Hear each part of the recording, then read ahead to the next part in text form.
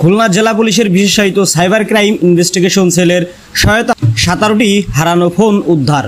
খুলনা জেলা পুলিশের বিশেষায়িত সাইবার ক্রাইম ইনভেস্টিগেশন সেলের প্রযুক্তিগত সহায়তায় দিগলিয়া, বটিয়াঘাটা, কয়রা, দাকুব, তেরোখাদা, ডুমুরিয়া ও পাইকগাছা থানা এলাকা হতে হারানো মোট 17টি মোবাইল ফোন উদ্ধারপূর্বক মোবাইলের প্রকৃত মালিকের নিকট হস্তান্তর করা হয়েছে।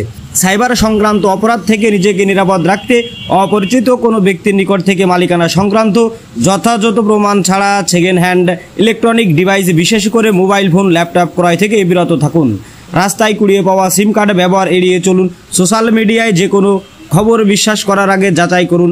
সন্দেহজনক এবং লাইভে ভিউ প্রত্যাশী ইউটিউব চ্যানেল ও ফেসবুক পেজ এড়িয়ে চলুন। জনগণের সুরক্ষায় খুলনা জেলা সাইবার ক্রাইম ইনভেস্টিগেশন সেল সবসময় প্রস্তুত।